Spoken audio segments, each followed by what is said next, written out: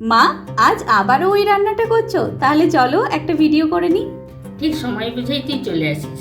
নাও, এবারে 1 ঘন্টার কাজে 10 ঘন্টা ধরে লেগে থাকো। এটা আবার এমন কি রান্না? ওই তো কিছুটা শুকনো বাঁধাকপি জলে ভিজিয়ে দিলাম। গরম জলে? না না, নর্মাল জলেই ভিজিয়ে দিলাম। তার সাথে ছোলাও ভিজিয়ে দিলাম। 5-6 ঘন্টা পরে শুকনো বাঁধাকপিটা নরম হয়ে গেছে। এবারে মিনিট 15-এর জন্য একটু হলুদ দিয়ে বাঁধাকপিটা ভাপিয়ে নেব। ওর সাথে একটু কুচনো আলুও দিয়ে দিলাম।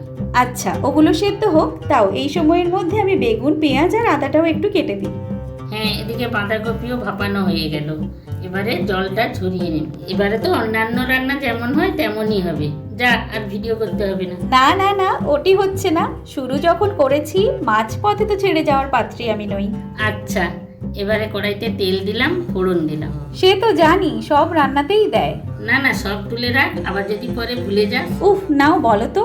আচ্ছা, আমি বলছি। এবারে পেঁয়াজের ওপরে বেগুন একটু ভেজে নিয়ে আদা বাটা, হলুদ গুঁড়ো, লঙ্কা গুঁড়ো, তারপরে জিরে গুঁড়ো দিয়ে একটু জল দিয়ে কষিয়ে নেওয়ার পরে চিনি। আমরা তো আবার তরকারিতে একটু বেশি মিষ্টি খাই। এবারে পুরো মশলাটা আবারও ভালো করে কষিয়ে নিয়ে মশলার ওপরে আলু ও বাঁধাকপি দিয়ে স্বাদ মতো লবণ দিয়ে ভালো করে মিশিয়ে নিচ্ছ। এবারে মশলার সাথে আলু ও বাঁধাকপিটা একটু ভালো করে কষিয়ে নিয়ে গরম মশলার গুঁড়োটা মিশিয়ে নেওয়ার পরে ভেজানো ছোলাগুলো দিয়ে আর একবার ভালো করে কষিয়ে নিয়ে জল দিয়ে লো ফ্লেমে মিনিট 15-এর জন্য ঢাকিয়ে দেওয়া হলো। কি মা, সব ঠিক বললাম তো? হ্যাঁ, ঠিকই আছে, কিন্তু ঢাকা দিয়ে আবার রিলস দেখতে বসে যাস না। মাঝে মধ্যে তরকারিটা নেড়ে রাখিস, নয়তো তলাতে ধরে যাবে। এই তো এবারে রান্নাটা প্রায় হয়ে গেছে না? আর একটু বাকি। শেষে একটু ঘি দিয়ে পুরোটা বেশ ভালোভাবে মিশিয়ে নিলাম।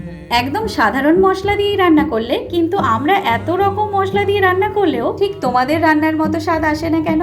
মায়েদের হাতের রান্নায় জাদু আছে বলো। এটা কি সত্যি, না মায়েদেরকে দিয়ে রান্না করানোর ফন্দি?